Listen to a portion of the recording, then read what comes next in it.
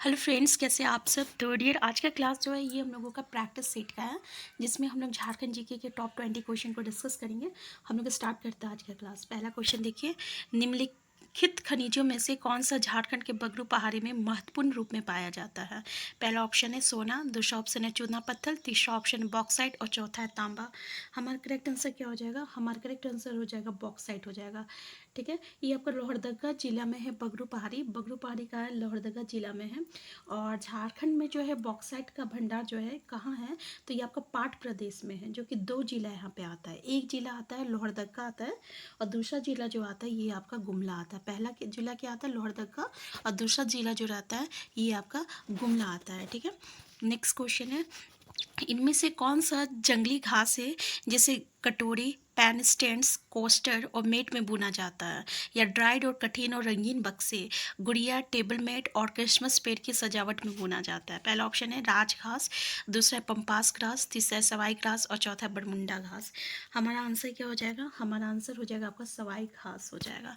Next question है, mica युक्त मिट्टी झारखंड में निम्नलिखित में से कौन सा स्थान पर पाई जाती है।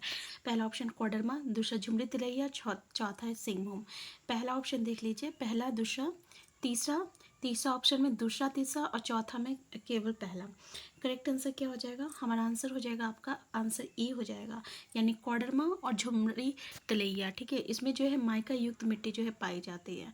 मिट्टी से याद आया, 6 प्रकार की मिट्टी पाई जाती है, जिसमें हर एक मिट्टी का अपना स्थानीय नाम होता है। तो वहाँ से भी आप याद कीजिएगा, उस टॉपिक को भी देख लीजिएगा, सारी मिट्टी का स्थानीय नाम। इसके अलावा यहाँ से क्वेश्चन आता है कि झारखंड में सबसे सावधानिक पाई जाने वाली मिट्टी कौन सी है, तो ये आपकी लाल मिट्टी है।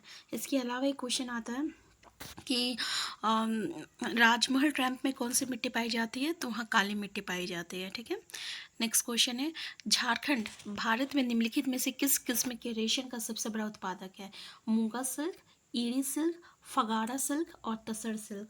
हमारा आंसर हो जाएगा, आंसर डी, तसर सिल्क हो जाएगा। ठीक है, और तसर उत्पादन में झारखंड का जो भारत में जो है प्रथम स्थान है, याद रखिएगा। नेक्स्ट है,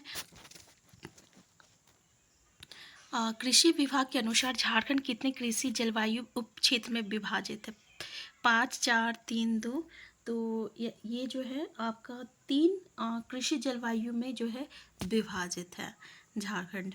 नेक्स्ट है, देखिए इसमें क्या सही है क्या गलत है। पहला है भारत बेस्ट फॉलिया limited Namkum, Hindustan steel limited Dhanbad. दूसरा ऑप्शन है हिंदुस्तान स्टील लिमिटेड धनबाद, तीसरा है करगिल कोल्क वाशी बोकारो और चौथा ऑप्शन है Indian steel and wire products limited Ranchi. हमारा करेक्ट आंसर क्या होगा? तो हमारा करेक्ट आंसर हो जाएगा, आंसर डी हो जाएगा, Indian steel and wire products limited Ranchi. ये जो है Indian steel and wire products limited, ये जो है रांची में नहीं है, बल्कि ये आपका जमशेदपुर में है। तो हमारा करेक्ट आंसर 4 हो जाएगा, बाकी ये तीनों सही है। तो एक बार देख लीजिए कि भारत बेस्ट्रेलिया लिमिटेड नामकुम में है, हिंदुस्तान स्टील लिमिटेड धनबाद में है और करगिल कोल वासरी बोकारो में है, और Indian steel and wire products limited ये कहाँ है, तो आपका जमशेदपुर में है। आंसर डी जो रहेगा करेक्ट आंसर हो जाएगा। नेक्स्ट, इनमें से कौन सा अभ्यारण्य झारखंड में स्थित है। पहला है बांदीपुर राष्ट्रीय उद्यान, बांधवगढ़ राष्ट्रीय उद्यान, तोपचाची अभ्यारण्य और भालूकपोंग राष्ट्रीय उद्यान। हमारा करेक्ट आंसर क्या हो जाएगा? आंसर सी हो जाएगा, तोपचाची अभ्यारण्य हो जाएगा। और तोपचाची अभ्यारण्य कहाँ है, तो ये आपका धनबाद जिले में है। इसकी स्थापना कब हुआ था, तो 1978 में हुआ था। नेक्स्ट क्वेश्चन है, मौलाना अब्दुल कलाम आज़ाद को नज़रबंद रखने के लिए कलकत्ता से रांची कब लाया गया। पहला ऑप्शन 1980, 1960, 1922, 1929। हमारा करेक्ट आंसर क्या हो जाएगा? हमारा आंसर बी हो जाएगा, आपका 1916 हो जाएगा। ठीक है, और इसी के द्वारा आपका रांची में अंजुमन इस्मालिया और मदरसा इस्मालिया नामक एक संस्था है, इसकी स्थापना की गई थी। 27 दिसंबर को 1919 ईस्वी में मौलाना अब्दुल कलाम आज़ाद को जो है नज़रबंद से रिहा किया गया था। ठीक है, और 1916 ईस्वी में आए थे, यानी ये रांची में कितने साल तक रहे थे, तो पूरे 3 साल तक रहे थे। नेक्स्ट क्वेश्चन है, भारत छोड़ो आंदोलन के संबंध में निम्न में से कौन सा कथन असत्य है? पहला, रामानंद तिवारी के नेतृत्व में जमशेदपुर के पुलिस दल ने विद्रोह किया। दूसरा ऑप्शन है 26 अगस्त 1942 के अश्वी लाल शहीद हो गए। तीसरा है दुमका में इस आंदोलन का नेतृत्व आमवंती देवी एवं प्रेमा देवी ने किया। चौथा है प्रफुल्ल चंद्र पटनायक हो जनजाति आंदोलन का निर्देशन कर रहे थे। तो ये जो है आपका हो जनजाति का नहीं बल्कि पहाड़िया जनजाति का जो है निर्देशन कर रहे थे। हमारा आंसर डी हो जाएगा। ठीक है। नेक्स्ट है मानभूम के मान राजवंश के संबंध में कौन सा कथन असत्य है? पहला ऑप्शन है मानभूम राजवंश की जानकारी का स्रोत इसको शिलालेख है। और दूसरा है अगर हम देखें तो इसको शिलालेख है, तो यही गलत हो जाएगा क्योंकि ये जो है इसका स्रोत जो है हजारीबाग से आपका प्राप्त दूध पानी शिलालेख है। और धनबाद में कवि गंगाधर राव जो है द्वारा लिखा गया गोविंदपुर शिलालेख है। ठीक है। मानभूम राजवंश की जो जानकारी है का जो स्रोत है इसको शिलालेख नहीं है बल्कि हजारीबाग से प्राप्त दूध पानी शिलालेख है। और धनबाद में कवि गंगाधर द्वारा लिखा गया है आपका गोविंदपुर शिलालेख है। हमारा पहला करेक्ट आंसर हो जाएगा। हमें गलत स्टेटमेंट बोला है, यानी तीनों स्टेटमेंट आपका सही है। नीचे का तीन तो देख लेते क्या क्या है। पहला है मानभूम राजाओं द्वारा भूमिज स्वराज आंदोलन चलाया गया था। ठीक है। दूसरा है मानभूम राजाओं द्वारा सबर जनजाति की महिलाओं पर अत्याचार। ये भी बिल्कुल सही है। नेक्स्ट है ये राजवंश मानभूम धनबाद एवं हजारीबाग क्षेत्र में फैला हुआ था। ये भी सही है। ठीक है। नेक्स्ट क्वेश्चन है झारखंड के किस नागवंशी राजा को गिरफ्तार कर ग्वालियर के किले में रखा गया था? एनी शाह, दुर्जन शाह, रघुनाथ शाह, भीमकर्ण। हमारा करेक्ट आंसर क्या हो जाएगा? तो दुर्जन शाह हो जाएगा। दुर्जन शाह कौन था? तो ये आपका हीरो का सबसे बड़ा पारखी था दुर्जन शाह। इसी को गिरफ्तार किया गया था और ग्वालियर के किले में रखा गया था 12 वर्षों के लिए। ठीक है।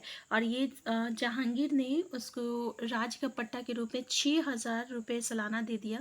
और शाह की जो उपाधि है ना ये आपका जहांगीर ही ने दिया था। और जहांगीर के समय ही आपका जो शंख नदी है ना वो हीरे के लिए प्रसिद्ध था। और उसमें दुर्जन शाह जो था ये आपका हीरे का सबसे बड़ा परखी था। ठीक है। हमारा आंसर बी हो जाएगा। नेक्स्ट क्वेश्चन है पहाड़िया विद्रोह के संबंध में कौन सा कथन सत्य है?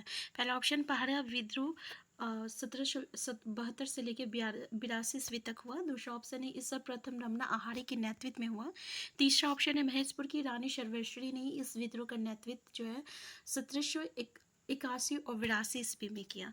तो उपयोग सभी हमारा स्टेटमेंट क्या हो जाएगा? सही।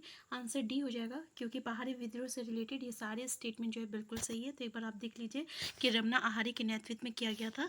1772 से लेकर 82 ईस्वी तक हुआ था और इसका नेतृत्व जो है आपका महेशपुर की रानी सर्वेश्वरी ने इस विद्रोह का नेतृत्व 81 से लेकर 82 ईस्वी में किया था। नेक्स्ट क्वेश्चन है भूमिज विद्रोह कब हुआ था? आप देख सकते हैं पहला ऑप्शन 1821 से 22 ईस्वी तक, 1832 से लेकर 33 ईस्वी तक, 1854 से लेकर 56 ईस्वी तक और 1885 से लेकर 47 ईस्वी तक। हमारा करेक्ट आंसर क्या हो जाएगा? आंसर बी हो जाएगा 1832 से लेकर 1833 ईस्वी तक। नेक्स्ट क्वेश्चन है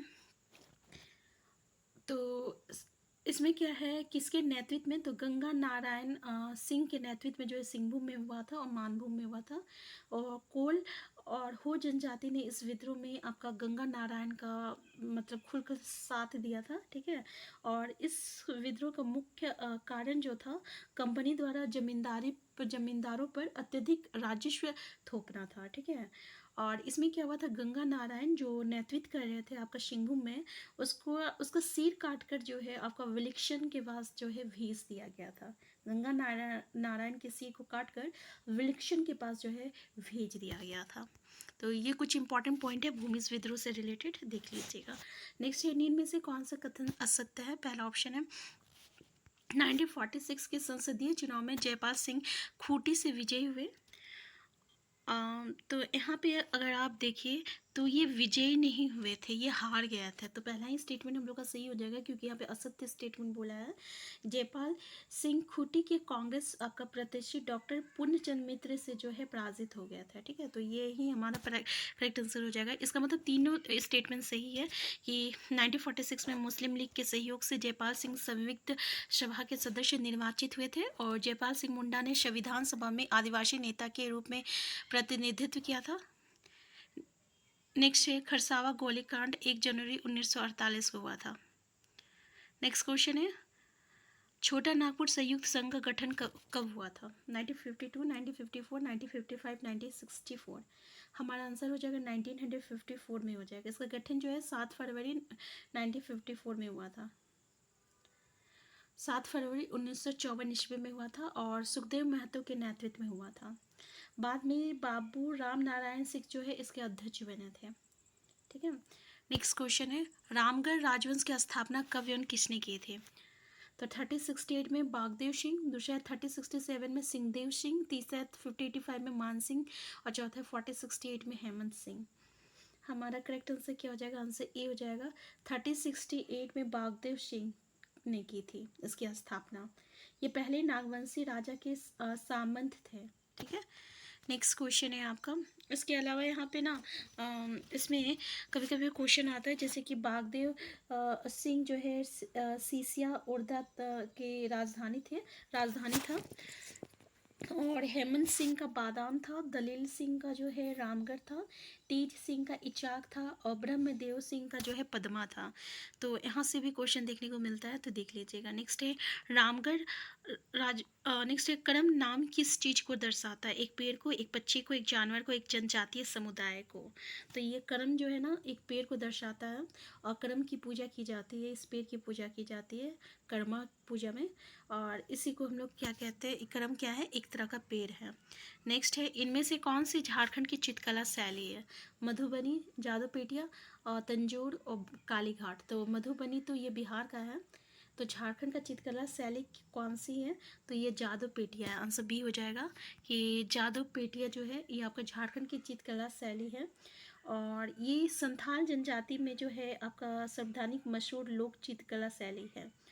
और हम लोग संथाली भाषा में क्या कहते हैं? जादू कहते हैं। ठीक है, जादू कहते हैं। नेक्स्ट है निम्नलिखित में से कौन सा झारखंड के मल्होर और तांती जनजातियों द्वारा एक परंपरागत प्राचीन धातु शिल्प है? पहला ऑप्शन है धोकड़ा, दूसरा ऑप्शन है कंगी, तीसरा ओकड़ा, और चौथा है जरदोजी।